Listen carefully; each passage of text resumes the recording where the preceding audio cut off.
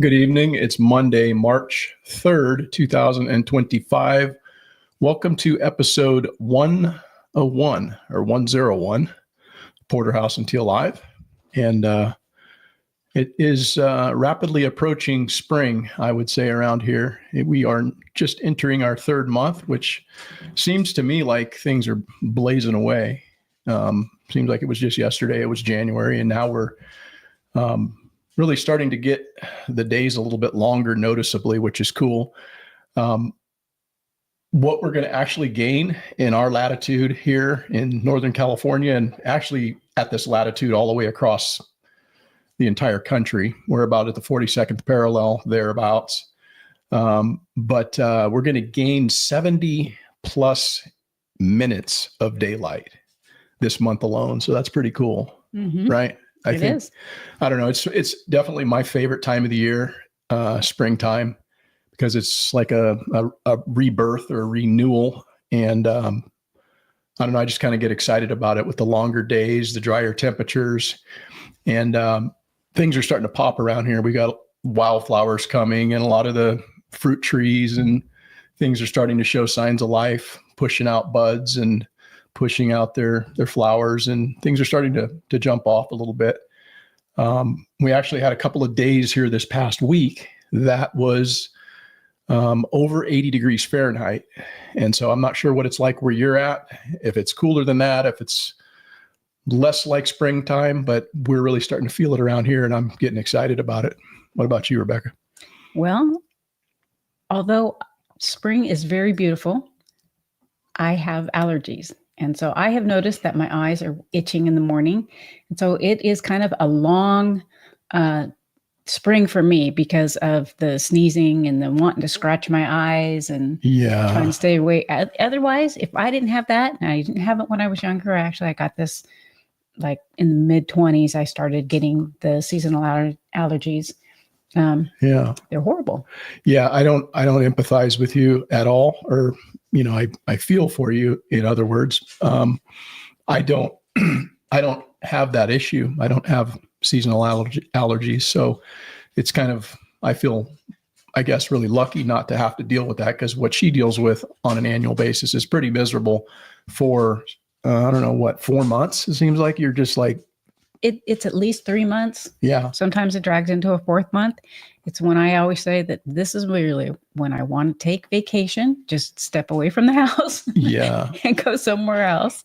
Right. Yeah, that would be actually pretty ideal for her, if we could just go somewhere else. But, again, being homesteaders, that's not always the easiest thing to do. If we were completely retired and detached from our other obligations around here, dealing with livestock and such and watching over the place, then we could probably facilitate that for you. Because I don't know, it's but we did have I was starting to get a little bit not nervous, but just thinking, hey, I'm going to have to start watering because things are starting to dry out around here. I was looking at my lawns and some of the other areas that are going to need some attention when things dry out. And fortunately, over a Saturday night and into Sunday morning, we got about a half an inch of rain, which was very welcome at this time of the year, because sometimes we wind up getting an early fire season, and I'm not looking forward to that. Yeah, without training wheels. So it was in the 30s, or is in the 30s. Oh, wow.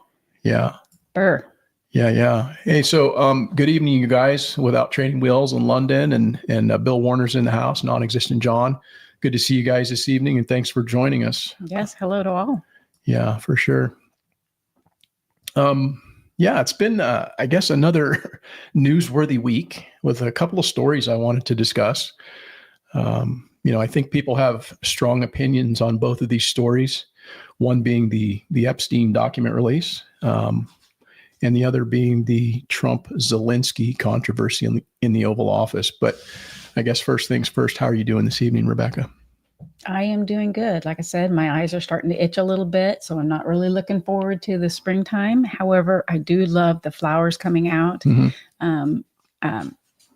I have to say, because I am putting the chickens away, the longer days mean that it's later that they want to go to bed. Mm-hmm. And I kind of like putting them up at 5:30, 6 o'clock, and not 9 o'clock at night. Yeah. So, yeah. But that everything's relative too, because we'll be staying awake later, and we'll just have more time to do things, and it's kind of nice not feeling that crunch of time. Like, even as such, we're retired, so we can adjust our day, but still the days are short, and you run out of things that you wanted to get accomplished. Next thing you know, it's like, well, shit, it's dinner time, and then you're going to bed. So it is nice to get that additional, longer days, and I'm looking forward to it. It is. And like I said, it's beautiful when the field turns all green, because we have a huge chunk of time when it's all brown. However, once spring passes, it'll go back to being all dried out and brown. Yeah. I've planted over time. I've planted a number of daffodils, the narcissus around here, and those are usually the first color that we get annually, and it's just kind of a sign of the change of seasons. And I really like the changing of the seasons, and I'm looking forward to getting into spring. But Bill says that the daffodils are starting to bloom out his way, and the elderberries are leafing out. Yeah, everything's kind of coming to life, so that's cool. It is. We when our daughter was in vet school, we would go visit her, and of course she was on an island. She was in the Caribbean, and even though the weather there was nice, minus the humidity, but it was nice. The downside to it is that they don't have any seasons. I know, and so weird. That's what's beautiful here, is that we do have the changing. Yeah, it's super weird, man. I mean, it's always like 70 something degrees, like just right in that area. But as you said, it's always very humid. They usually get a storm or so a day. And so they never have like an actual like drying out period where they get like a fire season where things turn brown. It's always green. And it's just that weird tropical environment that I don't know, man. I don't dig that. I mean, I would get accustomed to it, and you just, that's your lifestyle. But I don't know. I like the seasons as well. I like the water there. It's beautiful. Oh yeah, for sure. Yeah. Bill says he's supposed to be getting some rain tomorrow evening, 4 to 6 inches. That's a pretty good chunk, man, all at once. It's a pretty good chunk with 60 mile an hour winds. So that's batten down the hatches, man. But one of the things that happened this week was there's a friend of ours, Rebecca and I, and we get to see this friend every year, several times a year at different gatherings that we go to, family events and whatnot. And I think she had actually approached you and asked you about running, right? She did. She asked me some questions, and I actually referred her to you because you have more knowledge on training and those type of. Yeah. So she reached out, and, we exchanged phone numbers and stuff. And she had hit me up at one of the most recent times that I had seen her, and she said, hey, I'm going to run this 10-kilometer race, which a 10K is 6.2 miles. And, I didn't know if she was serious about it. I didn't discount that she wasn't going to do it, but how when people tell you stuff, you don't really know if they're actually going to do it. Sometimes it's just to make conversation, like, hey, I'm going to be doing this thing or whatever, because they know you're interested in it. And so, I said, oh, great. That's, let me know how it goes. And I wasn't expecting to get a text, but I got a text this past Saturday saying, hey, I ran this race, and I ran every step of it. And, she had sent me a picture of her watch indicating what her time was. And, I could tell, obviously, she was very proud of that. And, given the fact that she's had to overcome some personal issues. Yes. And she's somebody who's trying to turn her life around and get her act together by not only taking responsibility for living a bit more of a healthy lifestyle, physically and mentally, and disassociating herself from some of the positions she's put herself in previous times. I was just very, I just felt very proud of her for being able to take that step and follow through on something that's kind of hard to do for a lot of people, getting out and challenging yourself and do something that maybe is a little bit outside of your comfort zone. But I just thought that was really neat. Yeah, I think both of us are super proud of her. Yeah. Like I say, she's had a lot to overcome, and she's just kind of whittled away. She took one problem at a time and overcame that, and she's doing great so far. So yeah, kudos to her. Yeah, I think the best thing that most any of us could do, quite honestly, and this is how I try to conduct myself, and I don't know if to whatever extent it has benefit for people, but I know that it has for some, because some people reach out and they say, hey, I appreciate this, and I've been inspired by this or that and whatnot. And I don't know, that's very rewarding when you get that kind of input. But I guess my point to that is that you never know who you're affecting and who's watching what you're doing and how that's going to be received by them, and what they do with it from that point forward. And so any amount of impact that you can have in somebody's life by putting forth some kind of a positive, I suppose, example, it's something worth doing. Mm-hmm. Right? Yeah. I think this one's kind of surprising too, because it's not like we see her all of the time. Right. So, yeah, like I said, it's awesome, because she has other family members around her who have not made the same step as her. Yeah. So, yeah, I would just say that's just one of those little small victories that you get throughout the week, that it's an unintended, gift, so to speak. You're not expecting that to happen, but when it happens, you kind of have to reflect on it and go, man, that's pretty cool, man, for somebody to take the time to do that. And then, get their life together, I guess, in other words. Yeah, we also got this past week, went down and got 3 little pigs. So that's pretty awesome. Amazing. They smell like pigs.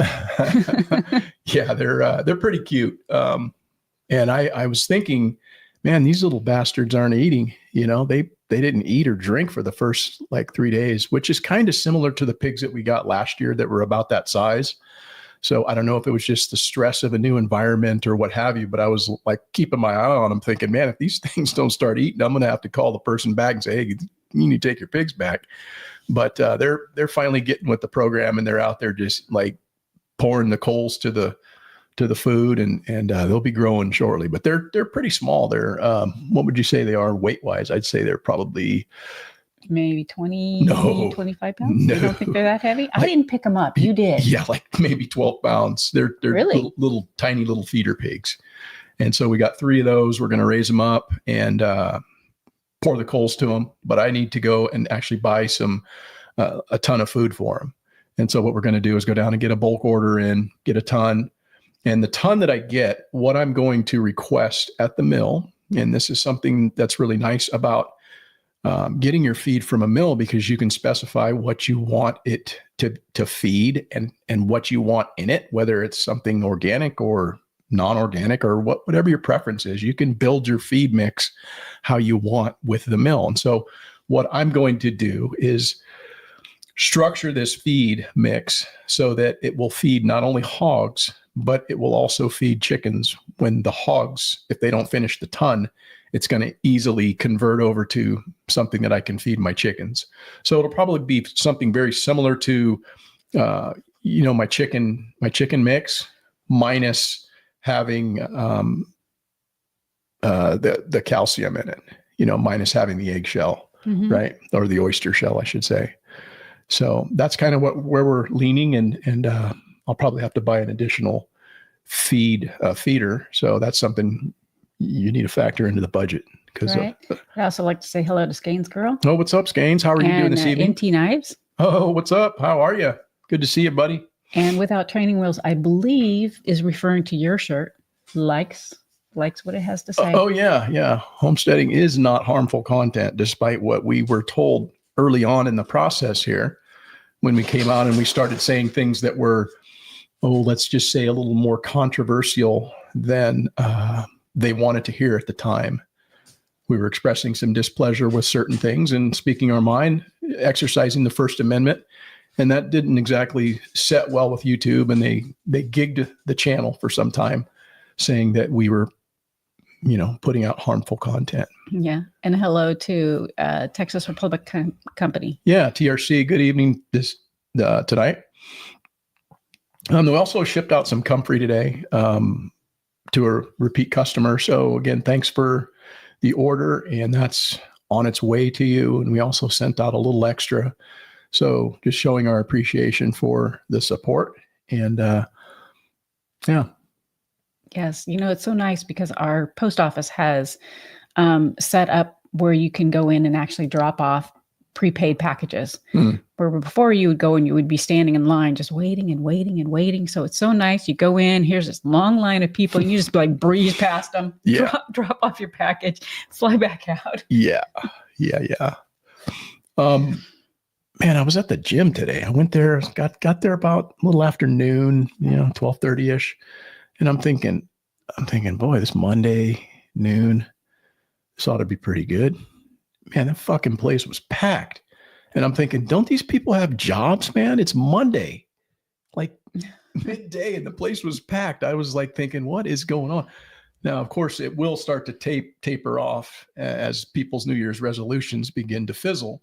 But I was a little put back on that today, Mm-hmm. Right? Don't you think people got jobs in the middle of the week? You would think. Right. Maybe they're government workers that are just recently got laid off. No, they're supposed to be in Washington, D.C., but they're working from home, on the Zoom call or something. Could be that too. Hello to Hogs as well.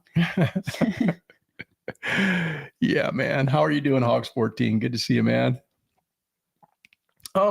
Yeah, I don't know. We can just jump right into things, right? With this Epstein deal. Mm-hmm.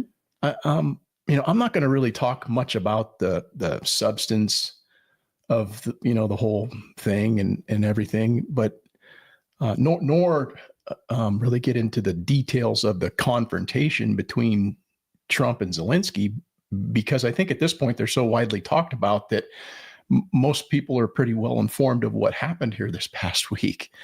But what I would like to talk about, I guess, is just some of the observations and potential ramifications from both of those events moving forward.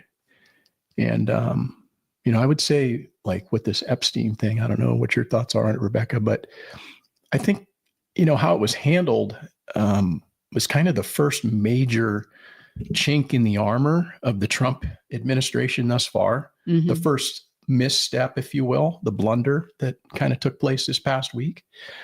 And, because up to this point, Trump has just been firing on all cylinders. They're hitting it out of the park every single day. And the media can't keep up with That's right. all of the winning. He's going like the Tasmanian devil. Yeah. And his attorney, she that Alina Habba gal, she's pretty sharp. Is that who you're referring to? Yeah. No, that's not who I was referring to. Actually, Bondi. His attorney general. Yes. Yeah. She's the one that threw that link in there, and that, tarnishes the transparency. Yeah. I don't really think that Trump has actually said anything publicly about this, and he's kind of distancing himself from this at this point, at least publicly. But I can only assume that he's none too happy about how this was handled, right? It was quite the messy thing where she overpromised and under-delivered, obviously. Mm-hmm. Getting on TV and saying, hey, these documents are going to be released. And whether or not you think this is an important thing to be focusing on, that's up for debate. I actually do think it's kind of an important thing to know, because I think we as American citizens should have some sense of trust within the institutions that are utilizing taxpayer dollars and conducting business on our behalf around the world. And these intelligence agencies have been anything but transparent. And by that inability to come out and say, well, this is what we've done, this is the evidence, then it just further causes people to speculate and come up with conspiracy theories about their inability to tell the truth. Mm-hmm. So I don't know. I think it was kind of a, I think that Pam Bondi has been at this point probably given pretty defined boundaries by Trump. I would assume that, just kind of looking from the outside and seeing what type of person he is, how he manages his affairs, not only as a business person, but within government as the leader of the free world. He's very decisive, and he has very defined ideas on how he wants to see things represented and done. And so I think she's probably been given pretty strict boundaries on how she's going to operate from this point forward. I would agree. I would say that she's either going to come out and kind of clean up her act, or well, let me ask you, Rebecca. Do you think she's been given an ultimatum? I know certainly she's been reprimanded by Trump. I would definitely say that she's been reprimanded. I'm sure that Trump would give her the option to clean it up. And at that point, if she's unable, then there's an ultimatum that probably would take place. Yeah. We're not playing around here. We've made these promises to these people. We need to deliver. Mm-hmm. Yeah. At least that's my initial impression, is that I tend to want to believe that there's good faith effort on the part of Donald Trump, his administration, and all the people that he surrounded himself with, that, they're going to try to do their best to get to the bottom of, whatever these documents may hold. That's what I tend to believe at this point. But the longer things like this go on, it makes people start to question, their motivations and their intentions. I do think that this is an unforced error by Pam Bondi. Whether or not it was intentional, that's only left to any of us to speculate. But, the mistake again of over-promising on what she's going to do and then under-delivering and failing to coordinate with other agencies and, other people that may have jurisdiction. I think, again, it shows a lack of judgment on her part. Well, and it just creates more doubt the longer they go. Yeah. Yeah. Without Trading Wheels says that we need a Snowden release. Yeah. I'm not opposed to any of that. I think the more transparency that we have, the better it would be for everybody, except the people who have something to hide. And I think that, the only reason that they haven't come out at this point and declassified these documents and shown people the truth of what's gone on behind something is because they've determined that it's probably more damaging to them to have this information out there than breaking the law by subverting, the release of these documents. That's the only thing that I can foresee. What would be the other alternative? Why would the intelligence agencies or the federal government want to create further doubt? It just makes them look guilty. Well, I'm asking you, do you know? I just think that it makes them feel guilty. They probably are guilty, so therefore they don't want this information to be out there. Mm-hmm. That's my feelings. Yeah, I agree. I think here's a perfect example of somebody who might, have needed to be involved in the process there with that document release. There's a Florida representative, and she's her name is Anna Paulina, I believe, Luna, and she is the U.S. representative from Florida, and she's the chairwoman of the House Oversight Committee's task force on the declassification of federal secrets. Now, that task force was a newly created thing just within the past couple of weeks, and it's a result of Donald Trump's executive order to declassify national secrets. So she was put in charge of this task force. And so wouldn't you think that Pam Bondi would want to coordinate with her? Because what happened essentially was this lady came out and she was bitching about it in the media saying, hey, look, I didn't know anything about this. What the hell's going on?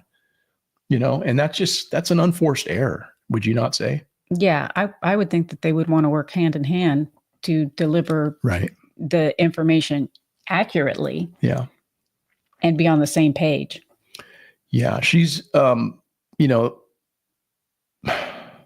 it's a resource. It's a resource because it's just like a congressional mechanism that can help to provide pressure and monitor basically the process of declassifying these documents. So again, I think it shows lack of judgment on Pam Bondi's case and, maybe a little inexperience in the role that she's been placed. But I personally, I think she's going to get her shit together. I'm not willing to throw her overboard at this point, like a lot of people have done.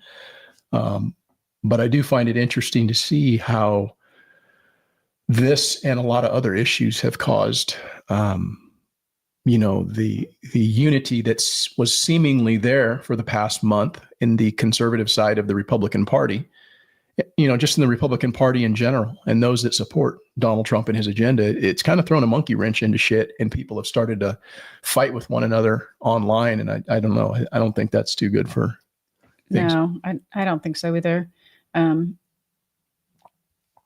And there's so much that Trump is dealing with that I for me, Mm-hmm. if they could basically state that, hey, there's bigger fish that we've got to fry right now. We're going to have to put this on the back burner, but trust us, we're going to get back to it. Mm-hmm. Maybe give people some information or whatnot that they can hold on to and realize, okay, yes, they'll actually come back and tackle this right at another time. Sure. Well, here's the thing. They've kind of overpromised and they've lived up to it to a certain extent where they've said, hey, we're the most transparent administration in history. And to this point, I mean, I can't really argue too much with that. They've been very transparent with a lot of different things. But this one right here with who killed JFK, who killed MFK or MLK, and, all of these longstanding conspiracies that if they don't get some satisfactory explanation and there appears to be more cover up for the people that, or the agencies that maybe a lot of people have implied that have something to do with this.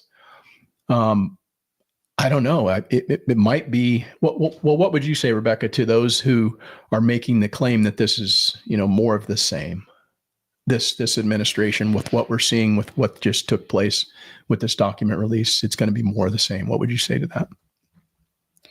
Right now, it kind of looks that way. Mm. And so that's where I believe that they've kind of backed themselves into a corner. They're going to have to come out with a little something at least to show that they're on the right track and they're going to continue to go that way. And hello to Bobby Spags. Yeah. What's up, Bobby? How you doing, man? Yeah. I say that, let's say that these documents do get released hypothetically.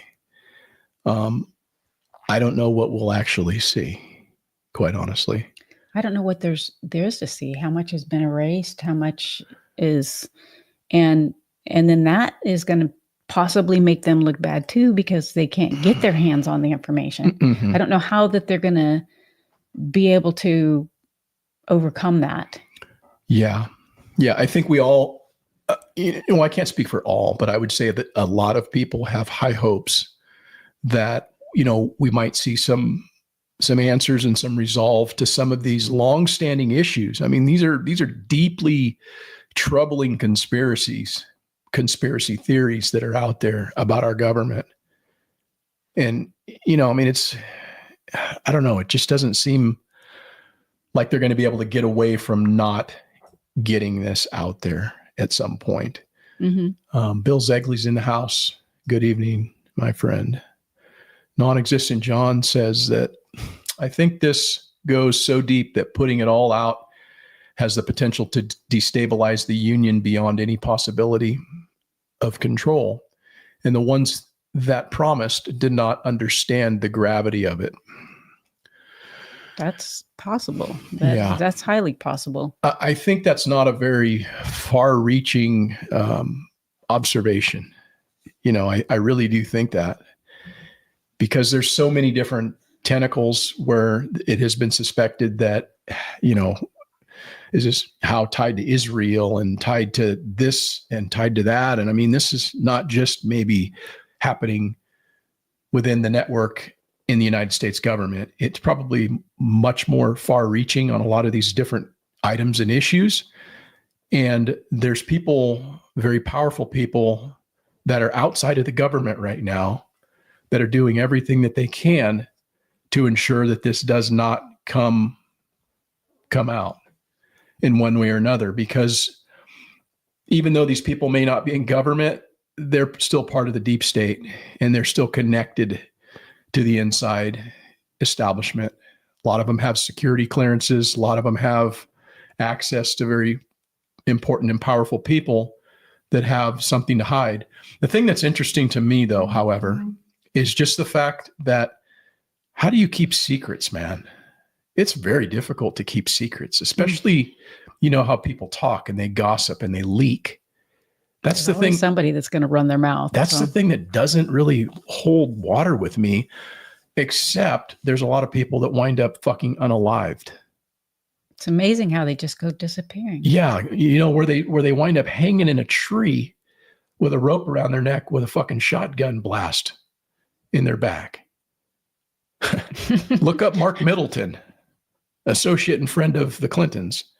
So, I don't know, man. It's interesting. Well, allegedly. He was a friend and associate, allegedly. I'm not trying to imply anything here, but you know what I'm saying. People just can't keep secrets. People like to talk. As evidenced by the videos that keep coming out from Project Veritas, where you'll have some jackass who thinks they're important that's having cocktails in some bar in Washington, just spilling the beans on everything that's happening within the government. Oh, I'm just giving away this, and billions of dollars are going here, and we're trying to do that before Trump gets into office. Well, you just said that on tape, dumbass, because you're trying to sound important.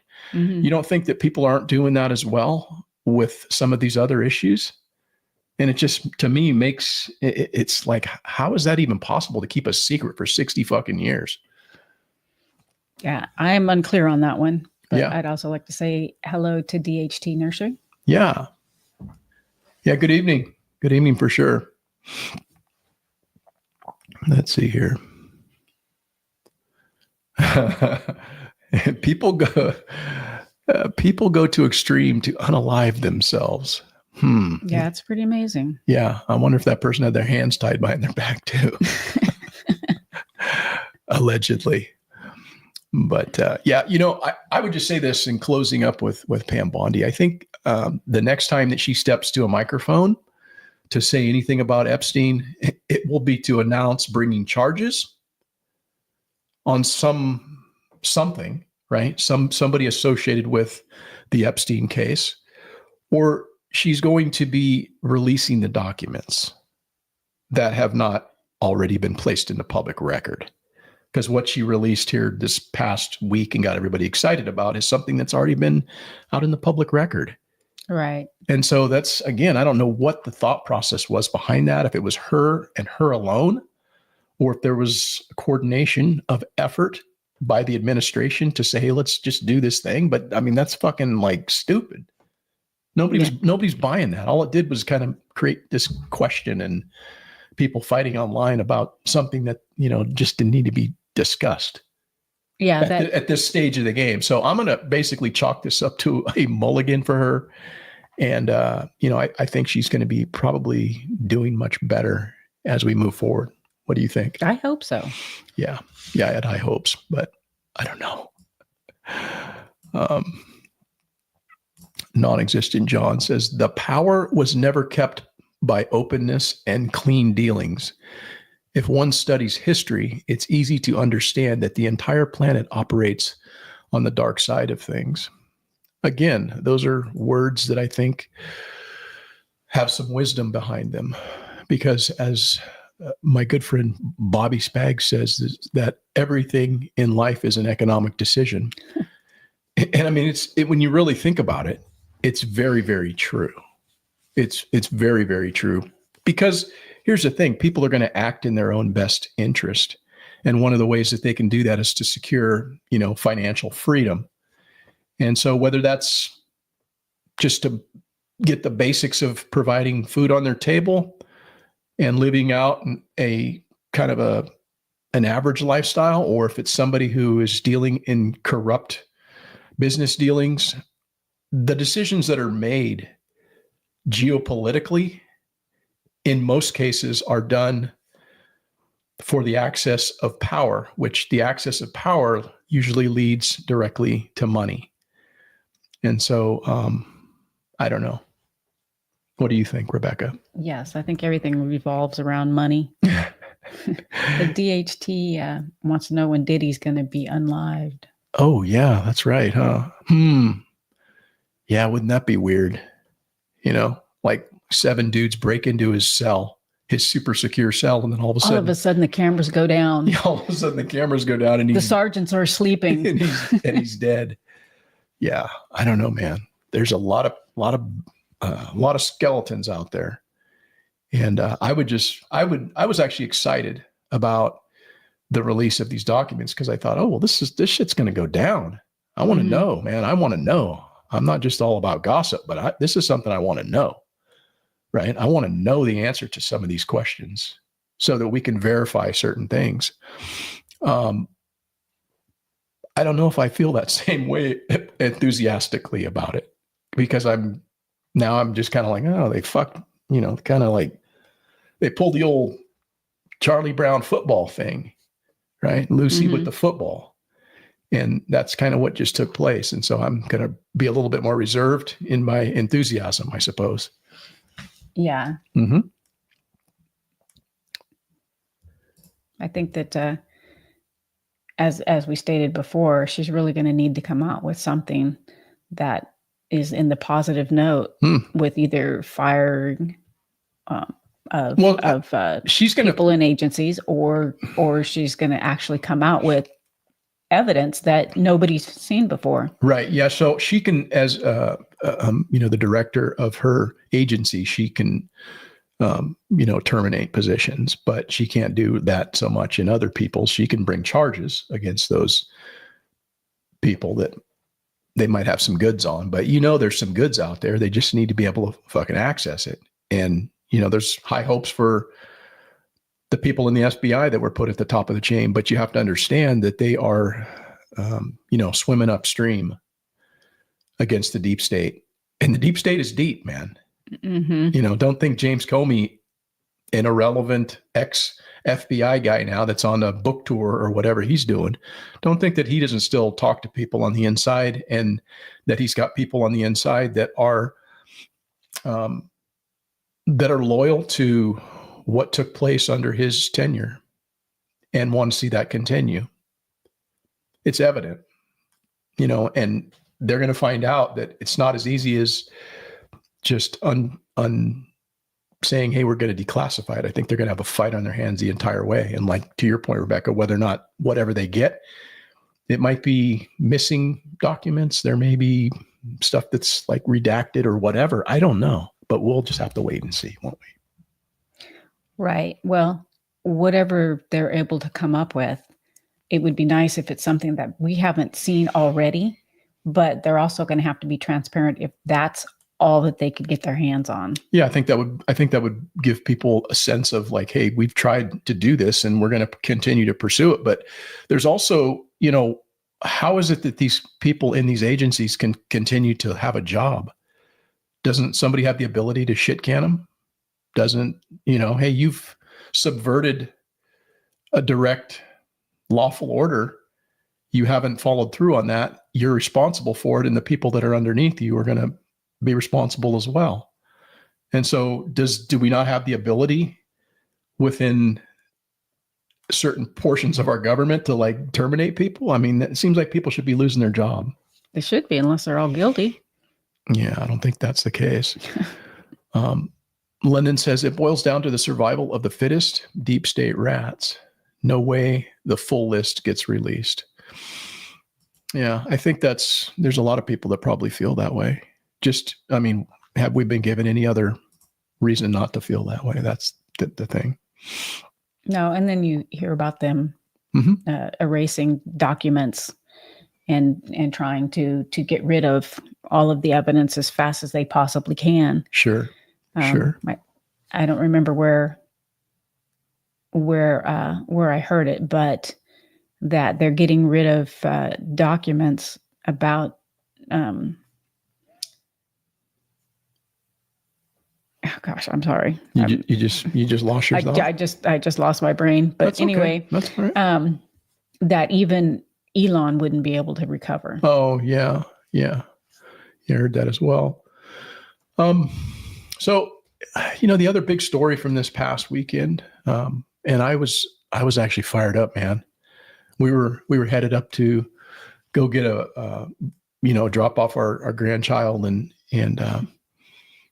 go get a burger at In-N-Out, get some burgers and stuff. And protein style now. And President Trump and Zelensky got into it in the Oval Office, and I happened to catch that like just about right as it was happening and going down. And I was just like, couldn't believe it.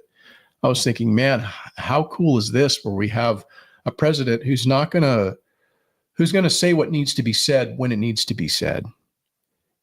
And he stood up for this country in a way that I've never seen any other politician do, so publicly and openly and directly, to somebody who, in at least my opinion, and probably the opinion of a lot of people, hasn't been exactly gracious or grateful for the support that they have gotten from this country.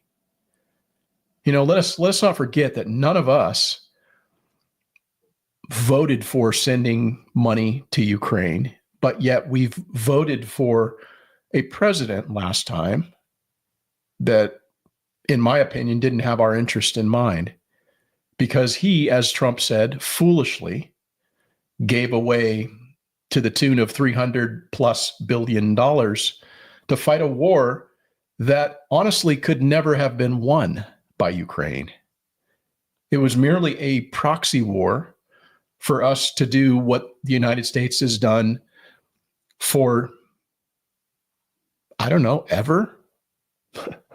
Since the industrial age, is trying to expand our footprint and fuck around in other countries around the world, all in the name of democracy.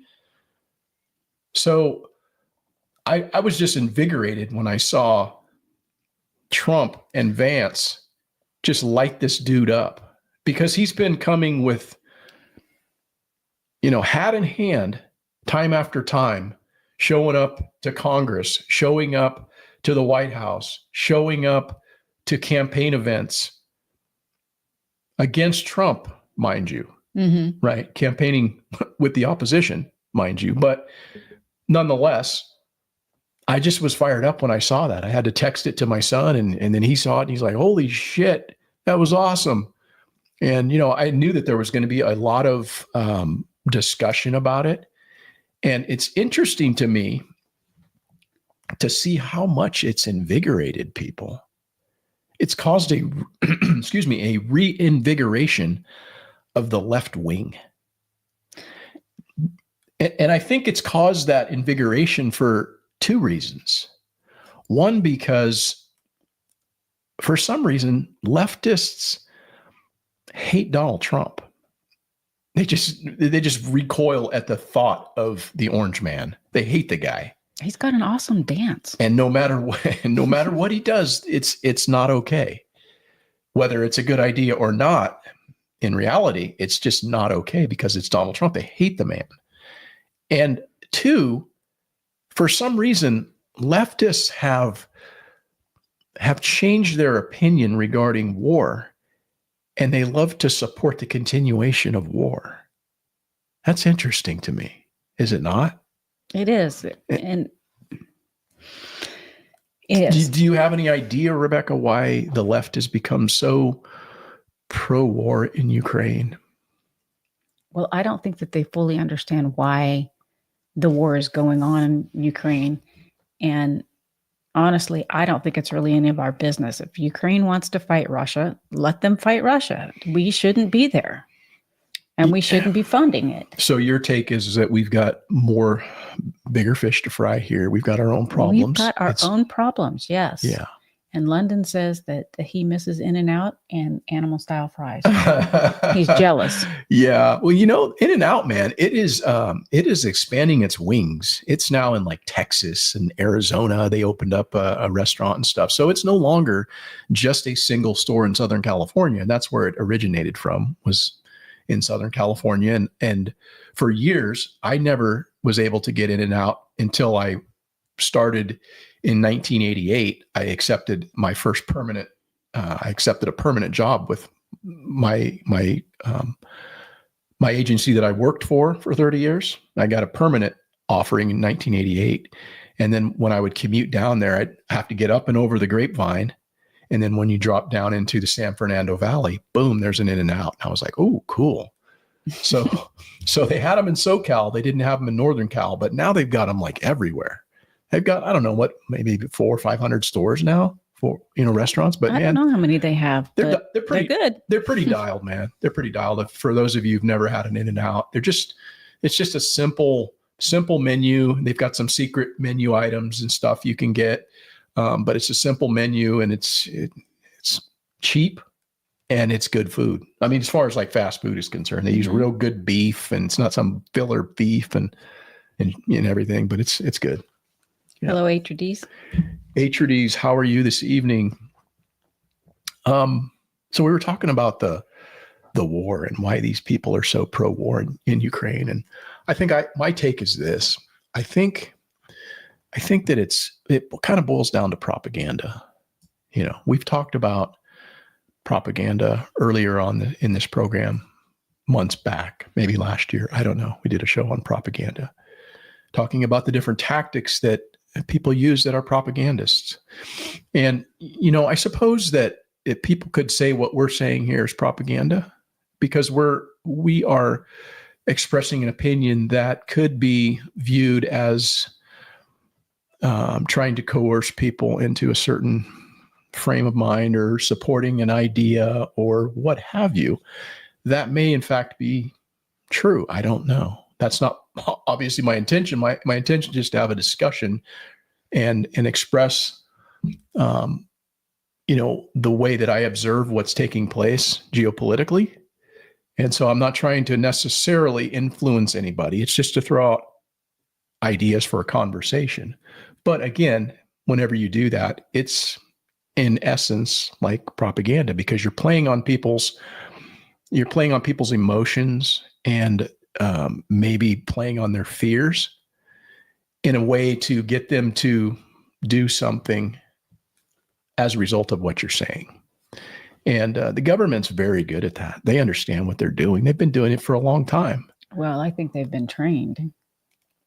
Many of the people in the agencies, they have, yeah, certainly. What do you mean they've been trained? Who's been trained? I think that there are agencies that specifically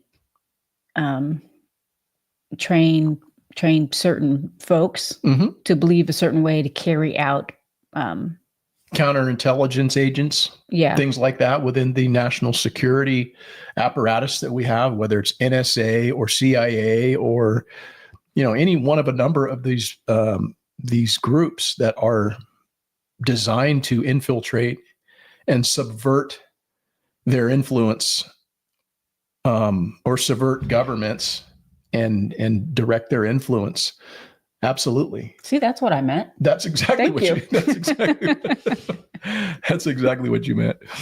Yeah. Yeah. So, I think it's just great that Trump isn't having it right now. He's kind of going his own way with this whole support of Ukraine. Mm-hmm. But there's so many people that actually they support it, and I don't even really know if they know why they're supporting it. And I think that goes toward the propaganda that's been put out there. I want to talk a little bit more about that as we roll along here. But let me just first acknowledge that I think, my personal opinion, I think that it's tragic that people are dying in Ukraine on both sides of the battlefield. I'm definitely in step with Donald Trump and would like to see the killing stopped. You know, whether it's a war that we're engaged in directly, which we've been engaged in many, Mm-hmm. whether or not it's a good idea, whether or not it's just, that's a debate for another day. But the reality is that people are dying. And it's unfortunate in warfare because what you have is you have old men that are in a pissing contest for whatever reason, you know, and a lot of these conflicts go back decades. But you have to understand that there's always two sides to every story. And oftentimes propaganda is used to rally support for one side against the other. You only get the information from the one side because that's the direction they want you to go. Yes, 100%. Yeah. And so, you know, one very effective tactic that's used is demonization. And demonization basically portrays the opponent as being evil or dangerous or subhuman. Right? Mm-hmm. How do you think that they get young men, the young impressionable men, to go off to war with a rifle and shoot people and kill them, and then justify that and go to bed at night and sleep? How do you think that they do that? Because it's not the natural inclination of human beings to go around and killing other human beings. You have to be conditioned to that. You have to be programmed to that, right? Right. And you have to be programmed that you're doing the right thing and they're less than human. Mm-hmm. And you're going to make the world a better place by all of this. And yeah, I mean, that's the only way that it can be done is demonization, to demonize the other side. But again, let's not forget there's two sides to every story in these conflicts. But they get young men and then they come up with names for their opponents, usually in the form of a racial slur or a racial epithet, whatever you want to call it, right? You've heard things like in Vietnam, they call them gooks and slopes and dinks and zipper heads. And, you know, when they're battling the Indians, right? The Native Americans, they were redskins, things like that, right? Mm-hmm. Savages. That's the only way you can get people to say, oh, fuck, man, I'm going to go kill me some gooks, right? Ragheads. So there's always this effort to demonize the other side. And I don't know if people key in on that, if they think about those things, because it's actually what the left has done against Donald Trump since 2015, since he became the nominee. If you think about it, mm-hmm. they use terms. Maybe you've heard some of these terms. I don't know. Fairly recently, they use things like existential threat, or he's a threat to democracy, or he's aligned with white nationalists, or he's a Russian asset, or a Putin apologist. Have you heard any of those? Yes, all of them. I personally have heard all of them. That's what I'm saying. But yet, if you really think about it and you investigate and you use your thinking cap and you go, well, let me see if Donald Trump's any of those things. Not really. However, if you only get your news and your information from one source, it's easy to see why people believe that. If you go to MSNBC or NBC or CNN or CBS or ABC or the AP, any of these bought and paid for media outlets that have a vested interest in promoting one side of the story and not giving you information where you can think critically and say, well, this is what's happened historically, so let's look at why these things are occurring. No, they don't say that. They just say threat to democracy. Yeah. Right? And so people don't even understand, man. A lot of people that are supporting this war. And it's very interesting because I've seen. Were you going to say something? Oh, I was just actually trying to read some of the comments because I see it scrolling, but I can't physically see. You can't see on. Yeah? It only went a certain distance and then it kind of stopped on me. Right. Let me try to get caught up with some of these comments, guys, just because I don't want to miss what you're saying here. What's oh yeah, you say the turd Z, and I'm assuming that's Zelensky you're referring to, needed to get called out, and $350 billion of taxpayer money for a scam war. I think. Go ahead, Rebecca. Oh, which it was interesting because that was given to him. However, I believe it was the EU that did. They gave money, but they gave it in the form of a guarantee. Yes. But what we gave was not. Right. It was just given to them. Right. And so Trump smartly, because he's a businessman. If you ever think about this, guys, you ever think about this? Okay, so Trump is a businessman. He knows what it takes to run a business, and you have to balance your books. Isn't that like the way it goes when you have a business? You have common sense. Right. It's like you're a household. You have to stay within your means. You only have a certain amount of money coming in. So therefore you can't go out and buy things you can't afford. Every one of us could look at our daily expenditures in our life like we run a business, because we do. We have to color within the lines financially, so to speak. But if you look at the people that have been at the top of the chain in our country for a very long time, even dating back to Ronald Reagan, none of these people have actually been like a businessman, so to speak. You know, Ronald Reagan was an actor, and then he became governor. Was a good governor, damn good president. You know, But at the same time, here's something, right, that I caught this afternoon. I happened to hear Trump's press briefing, and he was talking about the trade issue, about tariffs and whatnot, and when those are going to be imposed and how they're going to work and everything, because he had brought some new business into the country. And he basically came out and he said, Ronald Reagan, he says, with all due respect, was a great president, but he was stupid as hell on trade. And I think there's a lot of truth in that because of the things that he did during his tenure. He wasn't very savvy with regard to that. And that dates back, or that's probably because he didn't have that business background. He didn't understand what he was doing. Maybe he did understand. But again, you would think somebody, Trump's always looking at the fucking numbers. Hey, man, that's too much for that plane. I ain't paying that for Boeing. Yeah. Boeing, I ain't paying that. We're going to take that down. But every other president, they could give two shits and they're just going to whatever. It's just part of the line item, most of which isn't even accounted for because the fucking line item is blank as far as what it's supposed to be used for. Well, and they're not playing with their own money. That's the whole point. But I don't know.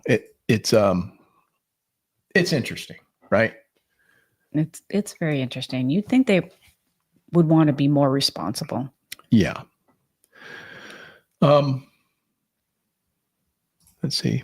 HRD says they got a great keto burger where they wrap 2 patties in romaine. That's what we had yesterday, or 2 days ago. It's called the protein style. I got the animal. I got protein style, animal style with fresh onions, and she got the single burger, same thing.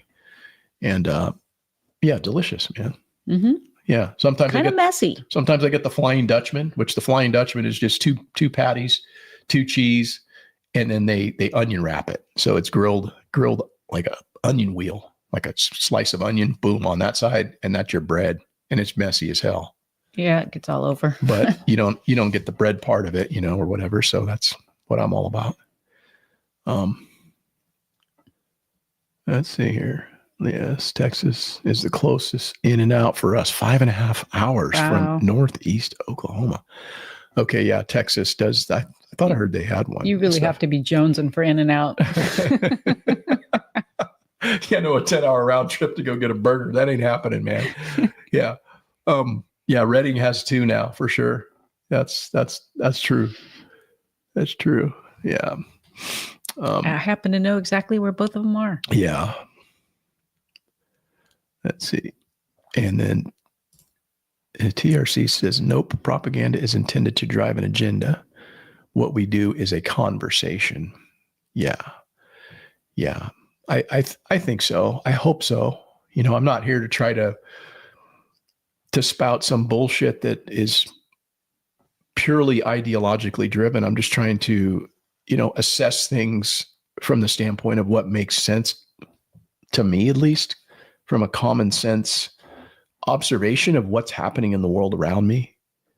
Because, so much of what I've learned throughout my life has been wrong.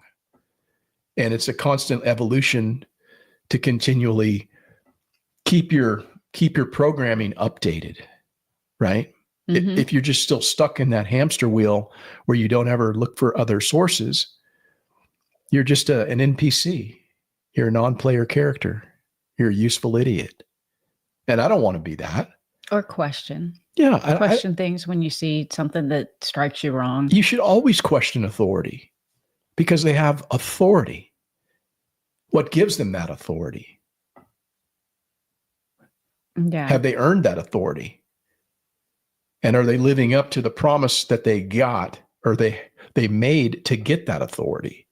These people have to put their hands, raise your hand on the Bible and repeat after me. Raise your hand on the Constitution, repeat after me. We've entrusted them to live up to that. And yet so many of them break that promise. But yet they're an authority. What gives them that authority? You don't fucking own me. You don't certainly own my thoughts. And so, propaganda is a useful tool. I think it's very interesting because it's used on us every day, whether it's trying to get us to buy that thing we don't really need. Right? Mm-hmm. Oh, look at this. Oh, geez. And they market it to you in a commercial. You don't really need those fucking shoes, but you bought them anyhow because you thought you wanted them or you thought you needed them. By the way, I was going to tell you I'm going to buy some more shoes. You okay with it? No. I got a shoe problem. Yeah. He has more shoes than I do. And I'm a girl. But they're running shoes. They're not high heels. So let's get it straight. I don't even own any high-heeled shoes. Okay. Yeah. Yeah. This is a weird fetish. I'm telling you. No, I run a lot, man. I need rotation. It's like shoes for your car. Right? Yeah. TRC says, agree or disagree. Our opinions are our own, and we enjoy the engagement and respect the differences. Well said. That is exactly the way it should be. Well said. Yeah. Very well said. The biggest in London Pickering says the biggest interest in the Ukraine is to protect our biolabs. Yeah, I'm not up on that, but yeah, I don't know, man. I'm not up on the biolabs, but I don't know what our interest is over there, quite honestly. Aside from the fact that it's a proxy war where we get to, test out weaponry and kill people and we don't have to put our soldiers on the battlefield, but we get to see how our weapons work on other people. You got to keep that war machine sharp, man. Right? So that's one thing. And then it puts food on the table because war is a very profitable business. Whenever there's economic decline, one of the things that will pull your country out of that economic decline is a good old-fashioned war because of all of the things that are made from that, the weaponry. Mm-hmm. Right? Yeah. But I still don't think we should go to war just for that. I agree. And Skane says, I've got a hat problem. Yeah. He has one of those too. Oh man, I got a lot of caps. Over the years, I've had to throw a bunch of them away because they get all nasty and stinky and whatnot. But man, I've probably had 1,000 or so of caps, but I got a grip of those too. Yeah, non-existent John says, I'm in the same shoebox. Yeah, I understand. I get it. All those things that we didn't really need, right? But we were talking about I have to tell you though, while we were on shoes before we go, the way he gets around to convincing me that he needs to get another pair of shoes is oh, look, check these shoes out I saw for you. Yeah, I buy her some too. See, that's smart. And then she never like says, oh, yeah, like I don't notice. Yeah. So anyhow, the propaganda that I was talking about, right? But it's kind of what they've been doing to all of us forever, if you think about it. I was thinking about this because Russia, as far as I can recall in my adult life, has always been the enemy, dating back to when they were the Soviet Union. And, obviously they probably were quite the enemy at that point, I think. A lot of tension between the nations. I'm not saying that there wasn't. And I'm not saying that I'm in support of communism at all. But we've continued to have this friction, this continual friction with Russia, even after the fall of the Soviet Union. Now, fully understanding that, they're not exactly having free and fair elections there. Putin hasn't lost elections since how long, right? People get thrown off of buildings and things happen to people over there that maybe they don't happen as much here. But, I'm not trying to say that he's some good guy, but there is a possibility that we've been manipulated for many, many years in order to further a never-ending conflict with this boogeyman, this adversary that's always out there, right? And I think Trump, again, man, the guy just fucking breaks the paradigm of what a politician should be. He just says things and like the first time I ever heard the dude say something, I thought, oh, this guy's never going to be president. Was the very first debate that he was in with all the other people that were supposedly the next in line, where he's up there with, all of the rhinos. And, he started shit talking the Iraq war to Jeb Bush, talking about how, that was an unjust war and they did all this shit and it was made up bullshit. And I thought, oh man, this dude's and the crowd starts booing him. And Trump's like, yeah, that's all your donors right there. He's just like calling people out, man. And I've never seen a guy do this, but here's something. This is a short little clip of him with Bill O'Reilly. And Bill O'Reilly's, again, utilizing propaganda by simplifying a very complex thing and demonizing Putin. And there's a continual thing of that. If you've noticed, if you watch any news of recent, well, Putin's this. They're trying to get him to say Putin's a bad person. He's a killer. You've said this about it. He's a this. He's a that. He's a war criminal. They're always trying to get somebody to identify him because they want to utilize that propaganda against him. But here's Trump, man. And he said this to Bill O'Reilly. And I thought, A lot of killers. We got a lot of killers. Why, you think our country's so innocent? You think our country's so innocent? I don't know of any government leaders that are killers in America. Well, take a look at what we've done too. We've made a lot of mistakes. I've been against the war in Iraq from the beginning. Yeah, mistakes are different than... A lot of mistakes, okay, but a lot of people were killed. So a lot of killers around, believe me. Let's talk about Mexico. So, he says this, and he says this, and I'm like, wow, what a thing to say. But when I thought about what he said, I thought there's both of those things can be true. Putin is a killer. But you know what? There's a lot of killers on our side too, because every one of the presidents that in recent memory have killed people, either directly or indirectly. Every one of them have dropped bombs on people, have ordered and directed the killing of different people through overthrowing governments. And when those things happen, there's people in the way that lose their lives. So what Trump said was actually quite true. What do you think? We're so innocent? There's a lot of killers, implying that our hands aren't fucking clean of this, man. But you see, Bill O'Reilly came at him with Putin's a killer. Well, yeah, you point taken. But like, what are we, fucking innocent? Yeah. I've never heard a president or even a candidate say those sort of things. But when you think about it, it's actually true, It is very true. right? And anytime you go to a war and you're killing people, you're a killer. I mean, you can argue whether or not it's justified or not. I don't know.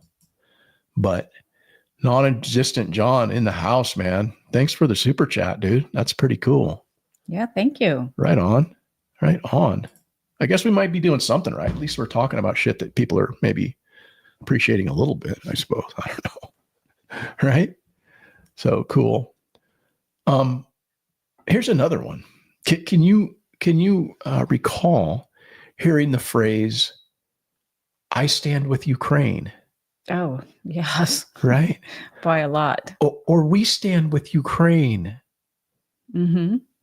All the people that had the flags out in front of their house, Or the stickers on their car. Yeah, or the little emoji in their social media. All these people that actually probably couldn't even have told you where Ukraine was a year ago or whatever, prior to the war starting. But now, as an American citizen, they're all behind Ukraine. You have to ask yourself, how did they get that? How did they get that way? What was the thing that led them to believing that they now stand with Ukraine? Because I don't think that they got any further than Russia is bad. We need to help Ukraine. Boom. End. Mm-hmm. And that's what they believe. Yeah. I mean, do you recall hearing the phrase, or not the phrase, but just seeing the representatives, the U.S. representatives on the House floor waving Ukrainian flags when they were passing a bill last year? I think they also had like little lapel pins. Yep. They all had little lapel pins. They had little flags, and they were having, some difficulty in negotiations passing this, this bill for funding for the Ukraine war. And all these people were on the fucking U.S. House floor, the people's house, waving those flags. I mean, that was kind of a big deal, man. People were pissed about that. And I can see why they were pissed about it, because they, who are they representing? You're a representative of the United States, and you are waving another country's flag while you're sending money over there so that people can get killed. Yeah. That's not doesn't right. Make any sense. That's not right. And you know what that is? That's another, just like the phrase, "I stand with Ukraine," or waving the flag, that's an appeal to nationalism. And that's something that they use all the time. It's simplifying something to make it so that people can feel like, hey, there's unity. I want to be a part of this thing. And I'm on the side of good because they've told you your side is good. So they're appealing to your national pride. I'm not saying that's a bad thing. I think we should all have national pride, but that national pride should not necessarily be used in order to promote war, in my opinion. Let's go down to Dean Mullis. Let's see here. Yeah, Dean says that sometimes droning foreign wedding parties as president will win you the Nobel Peace Prize. Yeah, isn't that crazy? I think he's referring to Obama. I think he is too. Yeah. Obama dropped some drones, man, but yet just like a month into his presidency, he hadn't even really done anything. And they gave him the Nobel Peace Prize. That kind of tells you how meaningless that actually is when they can throw something like that at you. It's almost like the person of the year from Time Magazine. What the fuck does that even mean? When they can put, it's like meaningless. It doesn't hold the cachet that it used to. Things like the Nobel Peace Prize, that was something to be recognized for. But now it's become very, very political, just as it has to be Person of the Year on Time Magazine. Used to be Man of the Year, but now it's Person of the Year because they don't want to offend anyone. Even if you're a man, they can't call you Man of the Year, you know? And so it's just incredible how propaganda works and that appeal to nationalism. You know, Ukraine, interesting thing about it, they're not a member of NATO. They're the North Atlantic Treaty Organization, which I believe was started back in around 1948. And at the time of its inception, its origin, I think it only had about, I don't know, I think it's like 10 or 12 member nations. And now they're up to about 36 or maybe 32, I think it is, member nations. And it keeps expanding. And, you know, we have no obligation to defend the borders of Ukraine because they're not a member nation, right? But yet we're a member, part of that. And Article 5 states that if there's aggression against any one of the member nations, then all member nations shall participate. And each participating agency, or excuse me, government is supposed to, I believe, contribute 2% of their GDP, but yet none of them really live up to that. It's primarily the United States that funds NATO.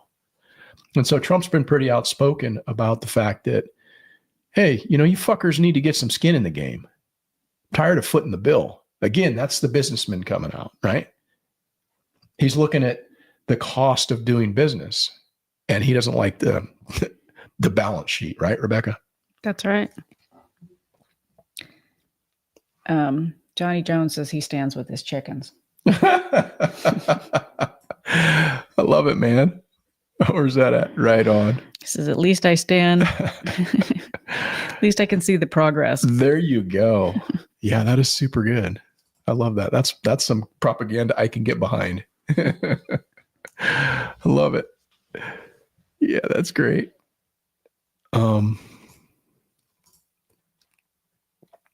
Yeah, so yeah, I don't know. They're defending the free world, and Putin's a threat to democracy. That's something we've all been heard. And you know, it would just be a happier place if everybody kept their noses out of everybody else's business. yeah, I mean, if Russia wants to do what Russia does, well, we need to take care of our country. We need to straighten up our country. We need to take care of our deficit.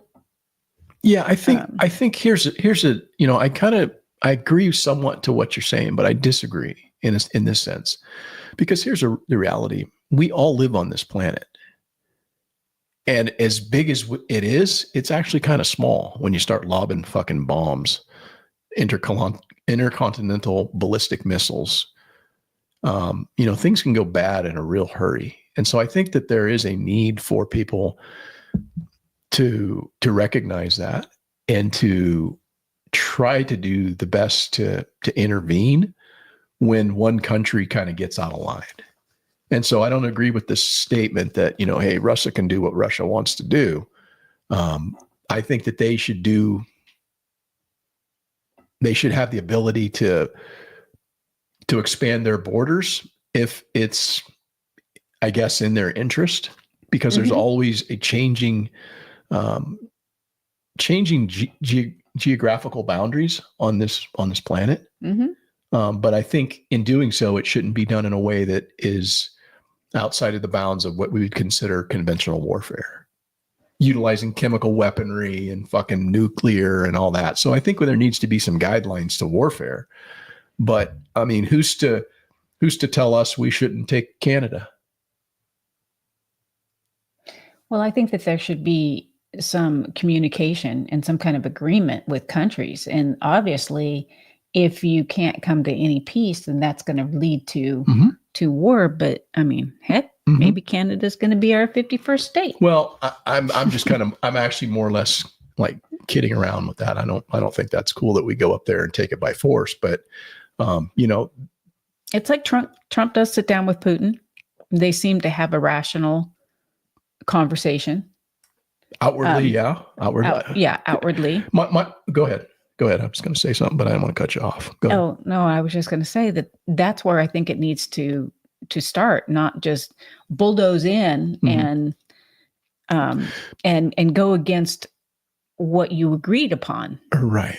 Here's my take on the Trump-Putin relationship, because, Putin is Donald Trump is a Russian asset, right? He's a Putin apologist. What I think's going on there is Trump and Putin are both alpha males. They both run very powerful countries.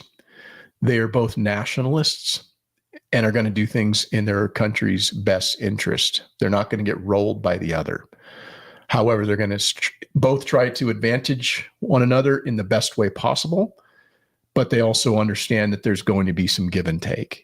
Right. I think that there's some kind of respect between the two of them. I absolutely think there's respect between the two of them. And the reason why is because Trump actually said it the other day in the Oval Office, I think it was, where he said, he's been through the same shit that I've been through with all this fake bullshit. He's had to deal with that. Where they're saying, hey, I'm in cahoots with Russia, and Russia's subverting our elections and all this other bullshit, which was all manufactured crap. Mm-hmm. And he's had to deal with the same shit that Trump's had to deal with. So there's almost like a brotherhood, in a sense that I know what you're going through, sort of, right? Mm-hmm. So there's some similarities there. I think the similarities depart because one president doesn't throw people out of windows when they step out of line. At least not that I'm aware of, allegedly. Right? But that's just my take on the whole Putin thing. Trump's not going to get rolled by that fucking guy. That's not happening. Mm-hmm. Nor is he going to disrespect Putin in the same way that he just disrespected a little guy. Little guy in the little sweatshirt guy. How come you don't wear a suit? Well, that was a stupid question by a stupid reporter. But Trump did jam him up when he got out of his car. He's like, oh, look, he dressed up. But anyhow, that's neither here nor there. But that's, again, that it's that propaganda tactic. It's called moral superiority, where the propagandist always positions themselves as being virtuous, right? We're the virtuous ones in the United States because we stand with democracy. We're all wearing the white hat, and evil Putin over there, he's wearing the black hat. See how easy that works? And all you have to do is believe what I say. You don't even have to question it, because you know what? I'm MSNBC. I'm Chuck Todd. I'm whoever. Mm-hmm. Savannah Guthrie. I'm credible. You can believe me. But it's important, I think, to understand, if you want to give it any honest consideration, when you're talking about a conflict, whether it's something we're involved with directly or a proxy war, right, with Israel and whatever they fucking deal with over there, right? Mm-hmm. There's always like a backstory to it. And usually those conflicts have been going on for decades or longer. And so when the propagandist is selling the conflict, another tactic that they use is kind of to give you half truths, or they omit things from the truth, where they'll portray one side as the aggressor without providing a full and complete historical context for what led you to this point in the conflict. They'll just say, oh, Putin, he invaded Ukraine. He was the aggressor. But you don't really know the backstory. And most people are too fucking stupid to even consider that, hey, you know what? Maybe we have a hand in this too. Are we completely clean of this conflict? Could we be a part of the problem? Why do you think people hate the fucking United States, man? In these other countries, it's because of all the shit we've done to these other countries behind the scenes, allegedly. by overthrowing governments, by toppling dictators who we've determined, because of our moral superiority, that it's okay for us to go in there and tell them how they should live. Meanwhile, we're brainwashing young men to put rifles in their hands and call them racial epithets to go kill them. I'm just saying, it's a possibility. Maybe that didn't happen at all. Maybe that never happens. Or maybe it happens all the time. I'm just saying, it's a possibility, right? Mm-hmm. So let's not grasp a hold of half truths or make decisions on something that you don't have an understanding of. And I see so many people that I have to question whether or not they actually know what they're supporting and why.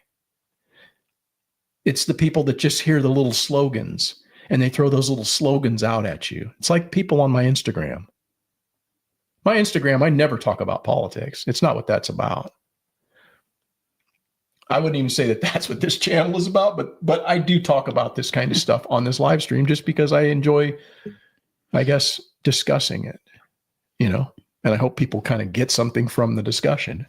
Well, I think when you're being fed information and the person who's feeding you that information wants you to believe it, they are going to leave out. They're going to tell you the positive from their viewpoint so that you will believe it and carry it on.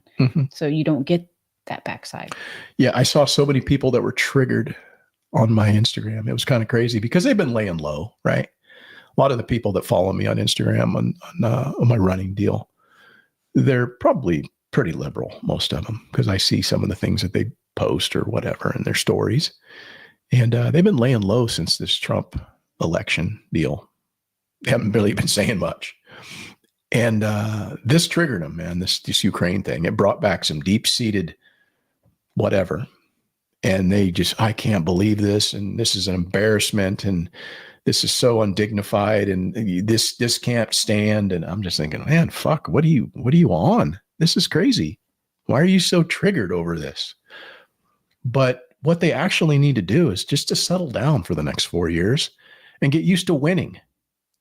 You know, it's okay to be on the winning team for a few years. It's not much to ask. We had to be on the side of losing for the last 4 years, watching our country get fucking deteriorated by a feeble old man who was run by a bunch of people that were trotting him around like a puppet, opening up our borders, destroying our economy, giving away the fucking farm. We had to sit there and take it. All while being told, you know, hey, you know, if you show up to protest, you're going to be an insurrectionist. Or you say this online, you're going to be labeled harmful content. We had to take that shit for 4 years. So what I would say to my good liberal friends that are having a fit right now is just kick back, man, and just enjoy the ride and enjoy the winning. Take your tax breaks that were just passed and say that's a victory. Instead, maybe they'll be pissed off about that because it came from the orange man.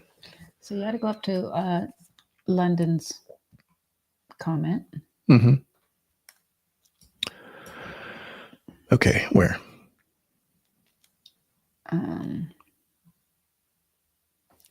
Let's see here. It says, my Ukraine neighbor has a very different opinion on what really is going on there. Let me get this question first. Says Skane's girl says, I stood with Ukraine when they first got attacked. Stupidest thing we did was provide support that prolonged the war and took more lives. Yeah, I think that there's been a lot of people who've transitioned from maybe, you know, thinking that this was a good idea or whatever, because again, I mean, it's how they sell it to you initially, right? Threat to democracy. And he's the one who was the aggressor and see, think about that. Was he really the aggressor? I'm going to show you a clip here in just a moment. And ask yourself, after you watch that clip, was he really the aggressor? And ask yourself this, that if the shoe were on the other foot and the United States was in Russia's position, how would you feel? As not only a citizen, but somebody running that country, what would you feel? Would you feel threatened by all the actions that have taken place? That's an honest question. And I think that people that are waving their little Ukraine flags should try to ask. It's a reasonable question, I think. Mm-hmm. Right? We stand with our feathered friends. I love it, man. Let's see. M says, if the USA can't afford to support Ukraine anymore, that's okay. But why be rude? I don't know. Why be rude? Are you talking about Trump being rude or me being rude? I don't know. Be rude. What do you mean rude? You'd have to elaborate on that, because I don't want to make assumptions as to what you're referring to from the standpoint of rude. I don't think it's great to be rude at all. And, but again, you'll have to clarify. Let's see here. Did you see Z selling rare mineral rights to Charles in a suit? No, I did not. I did hear that, he's gotten some funding, another loan guarantee from the EU or Great Britain, I believe it was. And, they've had their little summit over there after this tiff. And I think that, from what I understand, listening to Trump today, there's still conversation going on with these people.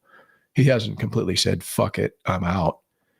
But if they don't start to learn how to play ball a little bit more smart, and I think what means smart is the war needs to stop, because I don't think Trump's going to continue to just pump money in so that we can get rare earth minerals while the bombs continue to fall. He wants this war to stop. And he's been quite clear on that. Yeah, he's made it very clear that he wants the killing to stop. Yeah.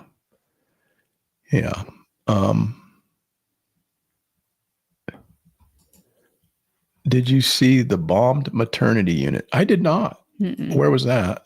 I did not see a bombed maternity unit by Charles. There's one, I think. Yeah, Dean Mullis, go back to 2014, Victoria Nuland and the U.S.-sponsored coup of a democratically elected leader of Ukraine. Boom. See, now Dean Mullis has been doing his homework. He understands the complexities of this particular conflict. It's not as cut and dried as Putin's a threat to democracy. The fact that he hasn't had a real democratic election, that's kind of not a good deal, but you have to take a look at what happened in this country back in 2020 and then come talk to me with all that we know at this point. Mm-hmm. So yeah, you're exactly right, Dean. You are definitely spot on. Let's see, try living in Canada. We are sick of the liberal bullshit. That's coming from Johnny Jones. Man, I imagine there's a lot of people that share your sentiment. There is a lot of people who have the opposing view, because we've got them here in this country too. And I only wonder, is that because they're just still stuck in their original programming? So many people are unwilling to explore different schools of thought and to look outside of what they believe currently. But yeah, I definitely feel for you, man. Canada, I think, is much worse. It's much, well, I don't know about when Biden was in, because that was pretty fucking bad, man. Putting rainbow flags up on the White House and, having trannies as our fucking health director and everything. I mean, what is going on, man? This was getting pretty ridiculous. And, I feel for the people that are over in these other countries that are still under a much more oppressive environment with regard to like freedom of speech. They don't have the same liberties and constitutional rights that we do. So it's a little more difficult for them, I think. But we were headed down that road, man, with censorship and everything. And that's really what the left wants, is total control of everything. The judiciary. Once that's lost, it's a fucking wrap. It's a wrap, yeah. It is a wrap. People don't understand that.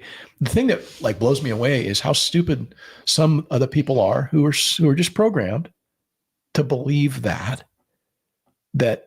those folks that are saying, oh, this, and this is going to be good for you is really not going to be good for you once they take total control, because you'll be along with everybody else. You're not going to be up with them at the cocktail parties. You're going to be down there with the serfs, the deplorables, the undesirables, like the MAGA people. You'll be just like them.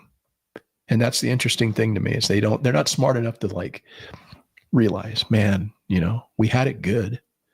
We had these rights, again, finger quotes with the rights, they're privileges. Let's get it right. Because they can be taken away, and they're taken away all the time. There's things that you can't say. There's things that you can't do with your Second Amendment rights. They're privileges. And they're only going to be there for as long as we're willing to stand up and fight for them. Because again, we have people that put their hand over the Bible and then turn around right when they get sworn in and do something completely different. And there's no accountability. How interesting is that, Rebecca? That is so true. That's how I see it. Let's see here. I have family in Canada, and they all talk about its liberal nonsense. Seems the liberal madness is worldwide. Yeah, I think that a lot of that comes from the George Soros influence. And, George Soros is just one entity, but there's many different entities that are all aligned. These globalist organizations, the World Health Organization, what's the other one? World Economic Forum, right? They're all just like, it's crazy. And you can't tell me that Donald Trump's not hated by all of these people. Beef up your security, man. Seriously, dude is pissing some people off. And, I'm thankful that we have him for as long as we have him. Yeah. Because he's like shaking things up, man. Not making a lot of friends, but he's gaining some respect. Well, I'm hoping that he's turning enough heads that once he's out of office, it can continue I think and not just get tossed back the other direction. I think that if we, the people, are vigilant and do the homework, because see, a lot of homework was done behind the scenes to come to the next. The Democrats are still campaigning like it's 2008, and the Republicans are campaigning like it's 2025. They've realized there's a new paradigm, there's a new media, there's a new reality on how to reach people and to mobilize people. And the Democrats are relying on their same old cheating ways, stuffing ballot boxes and paying people off and doing, stuff behind the scenes like that. That's got them where they've been in the past, allegedly. Mm-hmm. But the ground game for the Republicans, man, they had 4 years to watch all this unfold, and they really put together a great campaign. And they did a lot with regard to making sure that in the states where it really mattered, the cheating wasn't as effective as it was last time. They almost all but eliminated it, I think, in those battleground states.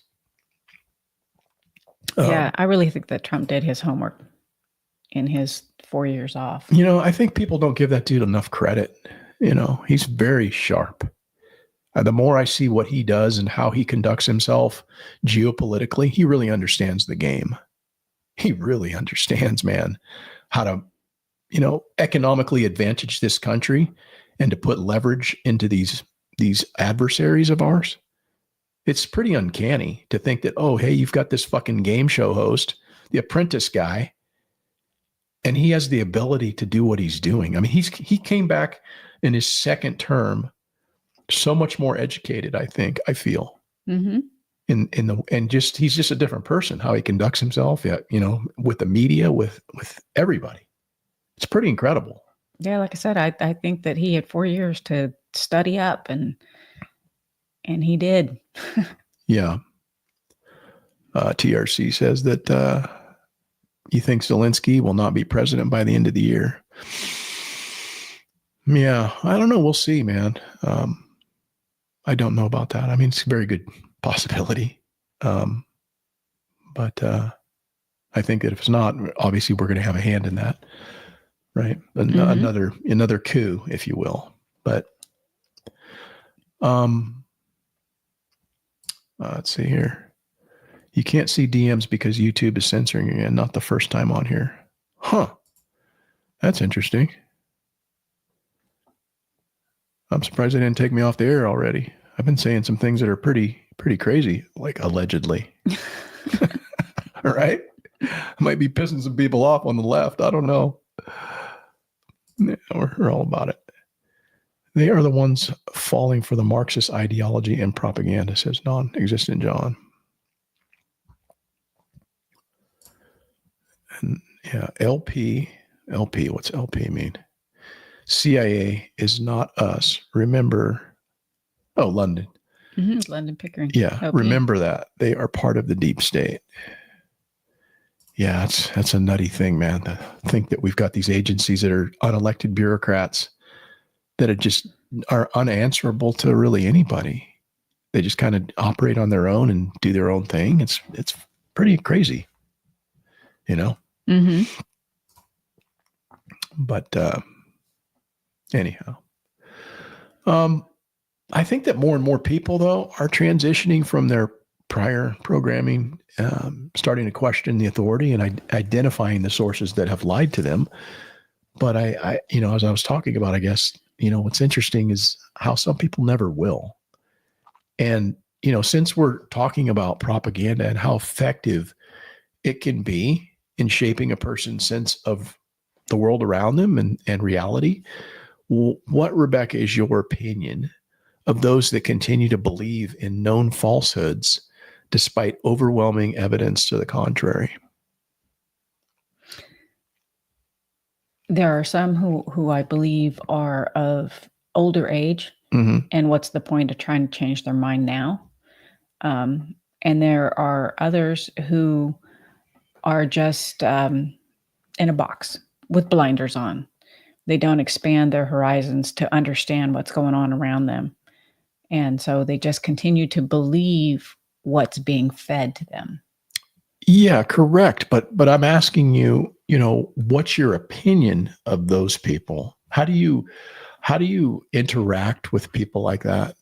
Because I think we all have folks that we know. Well, yeah. So, some as just acquaintances, maybe others are someone who's close to you. And, despite whether they're a teenager or, a 30-year-old or an 80-year-old, it doesn't really matter their age is not what I'm asking. I'm just asking somebody who you would think certain things are pretty clearly evident from the standpoint of they're provable falsehoods. And you're talking to somebody and then they're trying to, tell you, no, that's not true. But you just know that they're not actually expanding beyond what they've been taught or programmed to look. For me, it's easier just not to talk to politics with them. Mm-hmm. I mean, if they're not, you can't force a person to change their mind unless they want to change their mind. Right. So you can toss it out there, but if you're hitting a stone wall, then what's the point? Right. No, I'm definitely in that camp as well. I don't try to change people's minds that aren't willing to have, just a meaningful debate, or, a respectful, like, hey, well, this is what I think. And, what about this? What do you think? Yeah. Or even not that you're going to change their minds, but to be able to discuss your opinions back and forth and not end up in an argument where hating each other. Yeah. You should be able to express yourself. Yeah. I think that there's so many people that, I don't know. I personally, when I see people that are adults and, either they know that what they are spouting is actually not true, but they're just so ideologically driven to oppose the other side. They They go with that because here's the thing. All the news sources are going to put a certain slant on things. They're going to maybe omit information. Maybe don't give you 100%. They might give you 80% of the truth. Mm-hmm. Or maybe the news source that you go to, some of that's bullshit. I don't agree with it. But 60% of the time, I agree with that ideologically. So you're going to go with that because guess what? Fox News is the devil. Right. Or any other alternative source that is to the other side of the political spectrum. It's the lesser of two evils. Exactly. So you've got those people, but then you've also got people who actually believe the things that they were telling us. And a perfect example is this, and this is more propaganda. You've all heard these, right? Trust the science. Yeah. Have you heard that one? How about we're all in this together? The vaccine is safe and effective. Mm-hmm. Do it for your loved ones. These are all things that were told to people, but they were actually like just a fabricated lie. Yeah. If you get the vaccine, you're going to be safe. You won't get COVID. These are all lies that are demonstrably provable.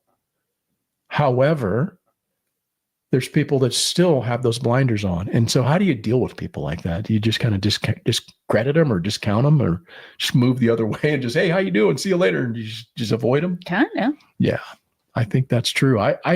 Here's the way I think about it. I think that, everybody's on their own personal journey about learning and exploration. Some people, it takes them longer to get to that point where they have the blinders come off and they go, oh, gee, I didn't really see it that way.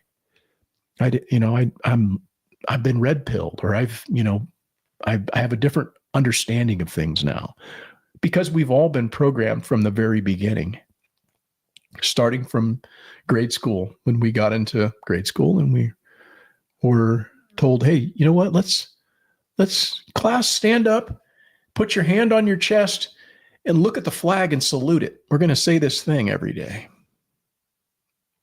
We're going to get up and we're going to say this thing. And it's interesting because I talked to my son. He was telling me, hey, somebody was talking about the Pledge of Allegiance. And I said, I started to like recite it to myself when I was in my car, because he said, I wanted to make sure I knew it still. And he says, I knew it like it was yesterday. And he said it was just kind of interesting. And I really started to think about the words and what they meant and what the discussion was that we had. And I was like, I'm the same way. And I can almost assure you that everybody listening to this right now is the same way. We can all stand up and put our hands over our hearts if you're from this country. That's what I was going to say. Yeah, providing you're from this country. There's people that weren't raised here and may be listening to this elsewhere. But we can all stand up, we put our hands over our heart, and I pledge allegiance to the flag, and go through the thing. But how many of us ever were told why we were doing that? Did we ever have an understanding as a child why we were doing what we were doing, or was that just programming? And I was thinking, it's just fucking programming. It's almost kind of cult-like when you sit there and you listen to people saying it, and it's just that monotone. I pledge allegiance to the flag, the United States of America, and to the republic, And it's like, how many things in our life have we been just taught to do or to say, but yet nobody ever really explained to us why we did it, and we just accepted it and did it anyways. And that's so true, man, with the pledge, is it not? Mm-hmm. Right? Did anybody ever explain to you, Rebecca, like, hey, this is why we're saying this, and it's important that you do this, kids? No, it's just stand up and fucking face the flag and say it day after day after day, year after year. Yeah, no, I can't recall ever being told why it is. Yeah. So it's like, I don't know, some of the shit that you get programmed in as a kid, it stays with you. And a lot of that is actually how you view the world. And so it always interests me when I come to somebody who never fucking changes despite overwhelming evidence to the contrary. With all the things that were learned in the last little bit, in the last 3-4 years, Now, there's been a tremendous amount of like people going, oh man, I was duped. I never saw that coming, but wow. There've been a lot of people taking the blinders off, but there's still people that are just still sitting there watching the same bullshit, getting lied to with their hand over their heart. I pledge allegiance to the MSNBC. You know, It's crazy.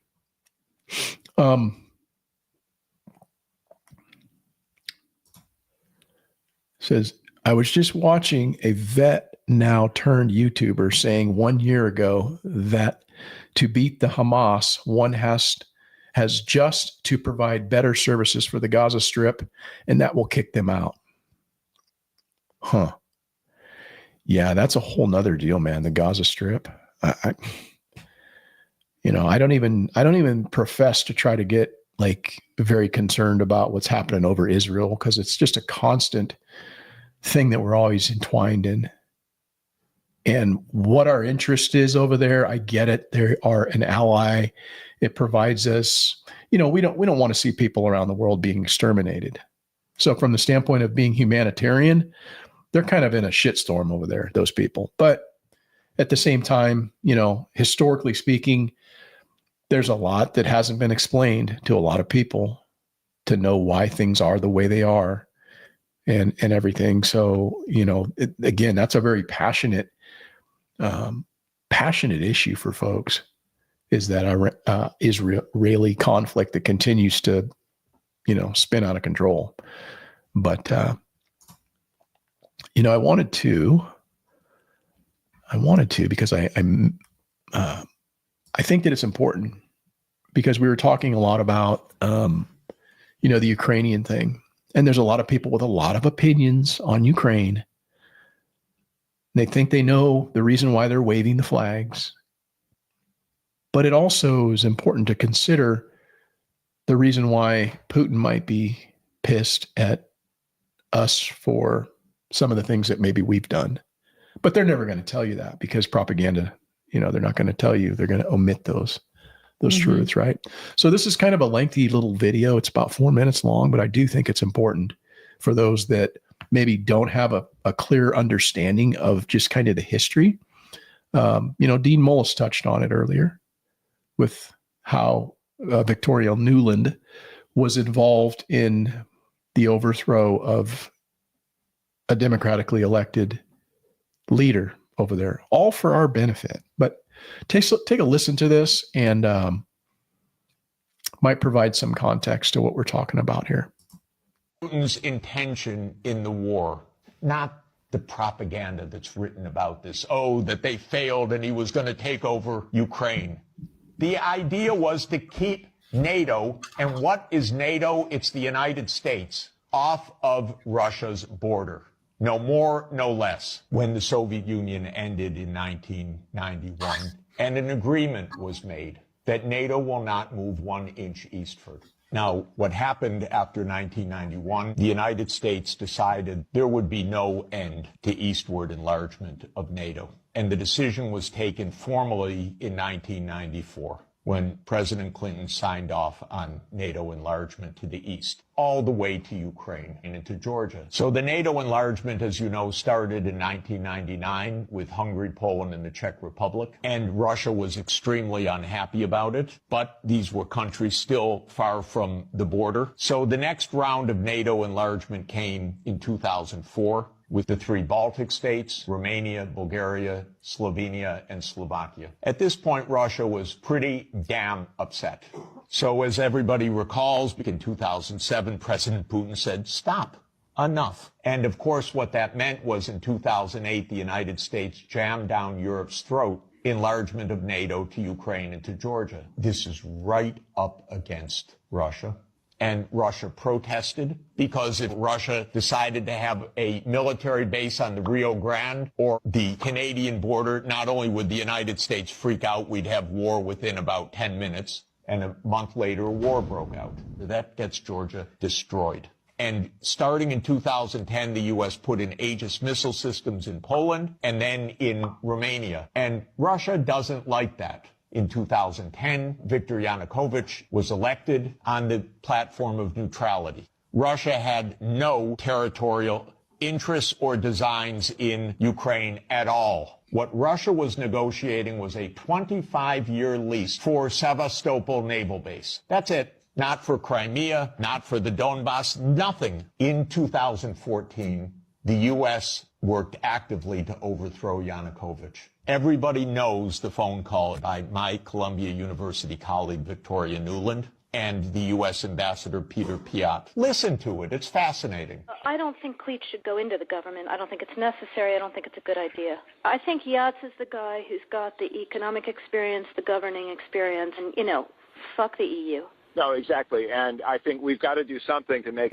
You don't get better evidence. Then came Minsk, and especially Minsk II. It said there should be autonomy for the Russian-speaking regions in the east of Ukraine. It was supported unanimously by the UN Security Council. The United States and Ukraine decided it was not to be enforced. There were many thousands of deaths in the shelling by Ukraine in the Donbass. And one of the issues on the table in December 2021, January 2022, was, does the United States claim the right to put missile systems in Ukraine?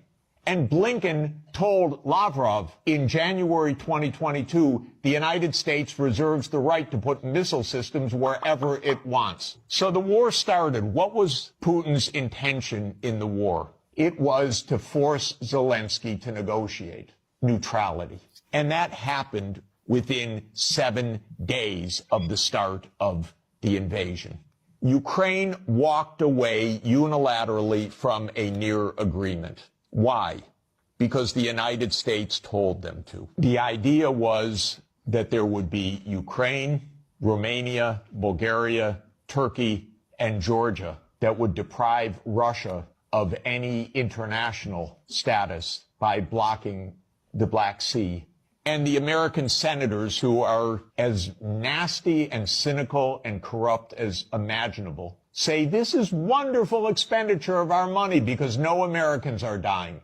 It's the pure proxy war. And since the U.S. talked the negotiators away from the table, about 1 million Ukrainians have died or been severely.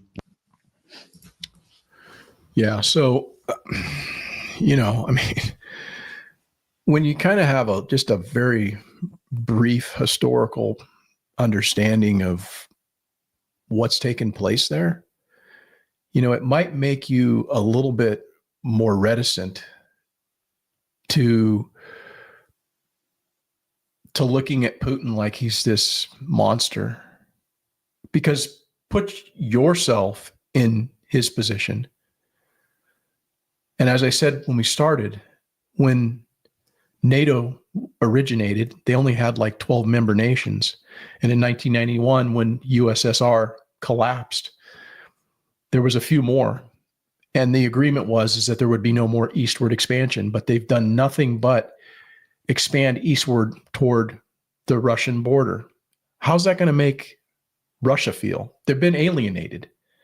NATO exists to provide protection against expansionism from the Soviet Union. They're no longer the Soviet Union. So there really shouldn't even be NATO, quite honestly.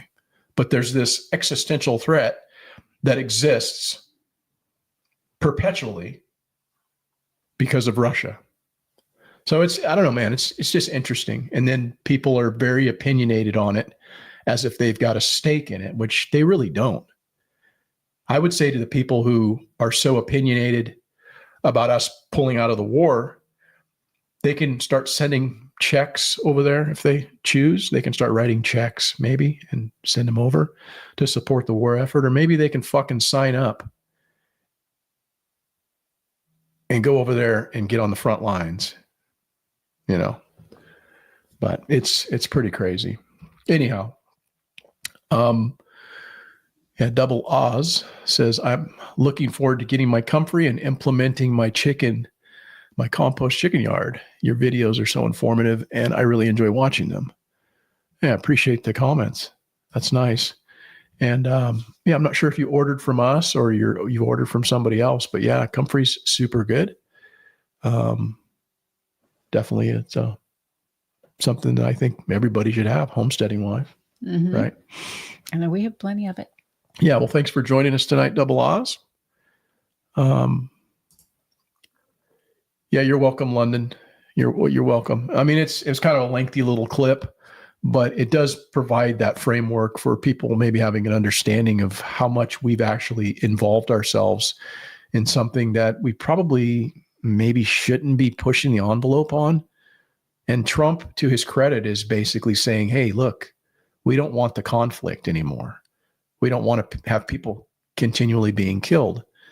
But yet so many people like Lindsey Graham, I heard that fucker, man, the other day. It pissed me off because he was, obviously first. He's like a cat in a room full of rocking chairs. Yeah, he came out and he was, the war hawk Lindsey Graham that's done everything that he can to sign every bill of support and send more money over to Ukraine. He's like, I've been over there 9 times. And I'm thinking, what are you doing over there 9 times, asshole? You're from South Carolina.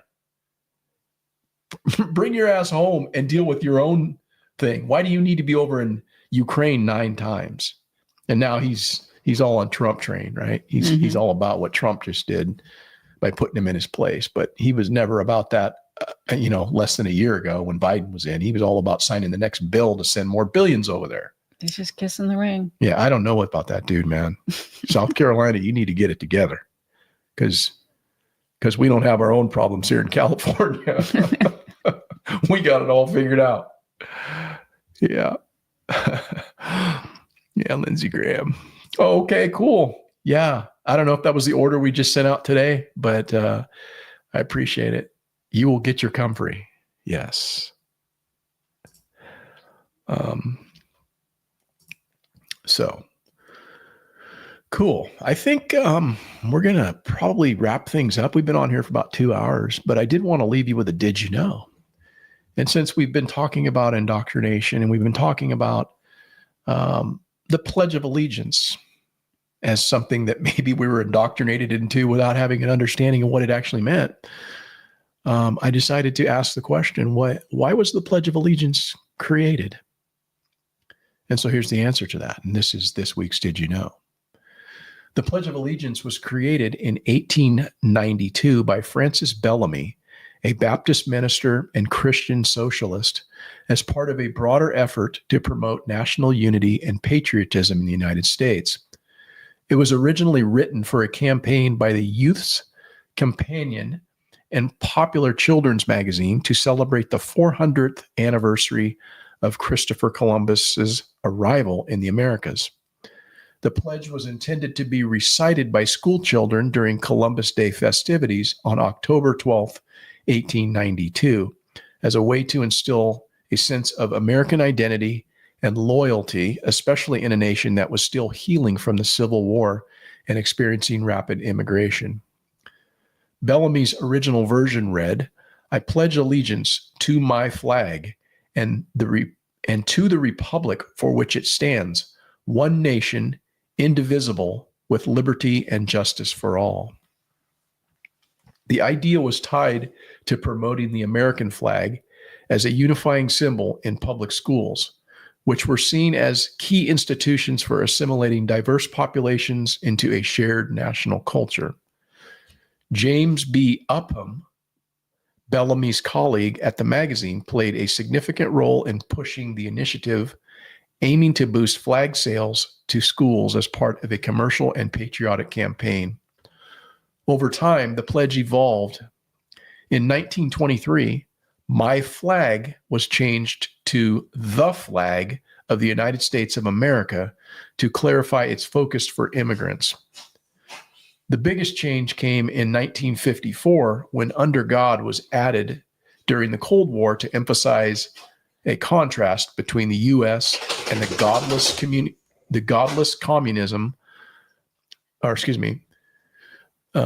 the biggest change came in 1954 when "Under God" was added during the Cold War to emphasize a contrast between the U.S. and godless communism, following a push by religious groups like the Knights of Columbus and pressure from President Dwight D. Eisenhower.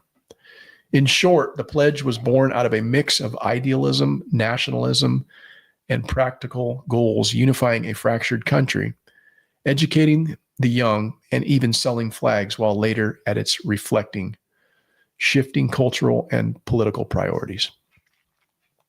So now you know, Rebecca. That's why we all stood up, hand over heart, and droned on year after year as youth in our schools. What do you think? Do you remember it? I do remember it. I think we all do. I remember it like it was yesterday. Oh, golly. Oh, boy. Yeah. So, I went to parochial school. So our Pledge of Allegiance was done outside around the flagpole and then followed by a prayer. okay. Yeah. Do you remember it? The what? The prayer or The whole thing? yes. Oh, wow. Yeah. It's amazing how things get drilled into your memory, and you'll never forget them. Like my baloney had a first name. It's that one. OSCAR. There you go. It's propaganda, guys. Yeah, non-existent John says we should have all our friends from over the border do this on a daily basis. Yeah, if they are on this side of the border and don't belong here, we should have them go back. Yeah, right. Mm-hmm. Yeah. I think people should be nationalist. I think that's not to the exclusion of others, but I think we should all be proud of the nation from which we live. Despite our flaws within our own nation, I think it's important to have that because, again, we're all on the same planet. We need that unity, and I don't know what I was going to say, but It's best if we all learn how to get along. that's right.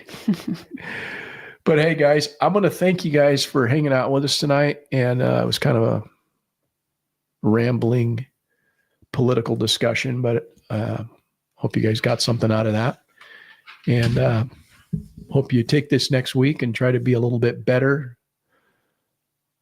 tomorrow than you were today. And remember, homesteading's not harmful content. So you say. All right, guys. Good night. Good night.